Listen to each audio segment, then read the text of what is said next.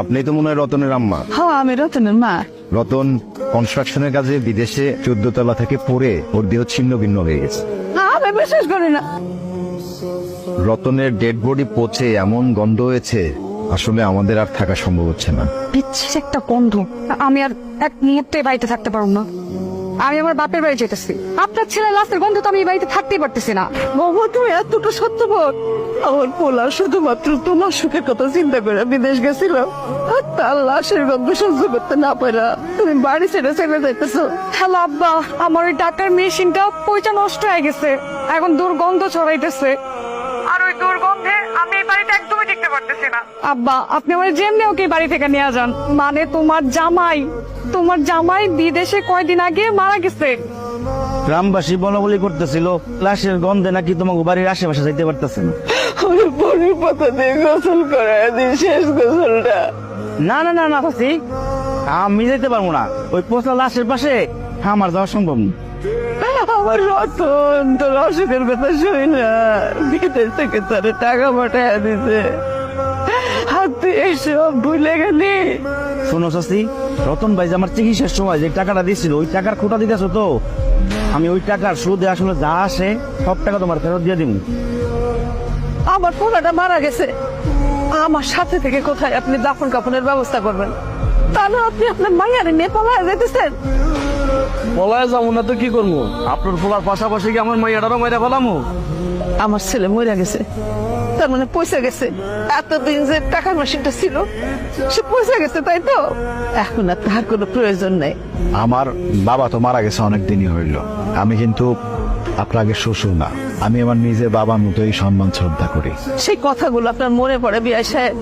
আপনি না আমারে বলছিলেন আমার ছেলে আপনার ছেলে, আর আজকে আমার ছেলের লাশের গন্ধে আপনি আপনার মায়ের নিয়ে বাড়ি ছেড়ে চলে যেতেছে। সেদিনের কথাগুলো আবেগে বইলা ফেলাইছে। যে মইরা গেছে সে পয়সা গেছে, তার সাথে সাথে আমগুলোর লগে সম্পর্কটাও শেষ হয়ে গেছে গা। আশা করি কথাটা বুঝতে পারছেন। চল দে মা, চল।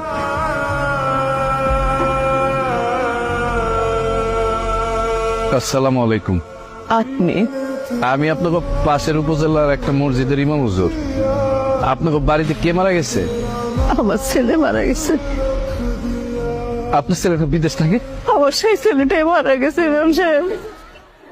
ওর লাশের গন্ধে ওর বন্ধু বান্ধব আত্মীয় স্বজন গ্রামের মানুষ সবাই চলে গেছে, এমনকি তার বউ পর্যন্ত চলে গেছে। আমি তো কোনো পচা গন্ধ পাইতেছি না, আমি পাইতেছি সুগন্ধ। আর এরকম সুগন্ধ আমি আমার জীবনে কোনোদিন পাই নাই, বিশ্বাস করেন। আপনার ছেলের লাশের থেকে কোনো দুর্গন্ধ বাইরিতেছে না। এই ইমাম সাহেব আসার পর লাশের ভেতর থেকে একটা সুগন্ধ বের হইতেছে। তো ইমাম সাহেব, আপনি কি আগে থেকে আমার ছেলেরে চিনতেন? আপনার ছেলের আমি আগে থেকেই চিনতাম। আর আপনার ছেলে বিদেশ যাওয়ার পরে আপনার ছেলের সাথে আমার নিয়মিত কথা হইত। তাইলে শোনেন,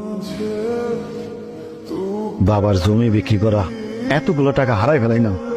আসসালামু আলাইকুম। এটা তো আমার ব্যাগ, আপনি কোথায় পেলেন? আমি জেলা শহর থেকে আসার সময় বাসে বা কোথায় রেখে এসছি আমি নিজেই ভুলে গেছি। মানে ব্যাগটা হারাই গেছিল। আপনার কাছে ব্যাগটা আমার? জি, এটা আপনারই ব্যাগ। তবে ব্যাগের ভিতরে যে পাসপোর্ট আর ভোটার আইডি কার্ড ছিল, জি, সেখান থেকে আপনার বাড়ির ঠিকানা নিয়ে তারপর আপনার বাড়ি খুঁজে বাইর করে চলে আসছে। আপনার টাকা আবার আপনি ফিরে পাইছেন। আপনার ছেলে বিদেশ যাওয়ার পরে আমার সাথে নিয়মিত যোগাযোগ রাখত, সবসময় আমার খোঁজ খবর নিত। একদিন আমি আমার ছেলে মেরে পেট পুরায় খাওয়াইতে পারতাম না। আপনার ছেলে কি করতো জানেন? প্রত্যেক মাসে মাসে আমার টাকা পাঠাইত। আমি নিতে চাইতাম না, কিন্তু আমার কইতো এটা আমার ভাতিজা আর ভাতিজির জন্য, আপনি না করতে পারবেন না।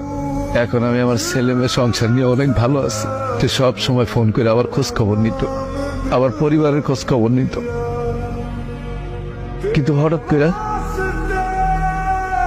সে কয়েকদিন ধরে আমার ফোন দিতেছিল না।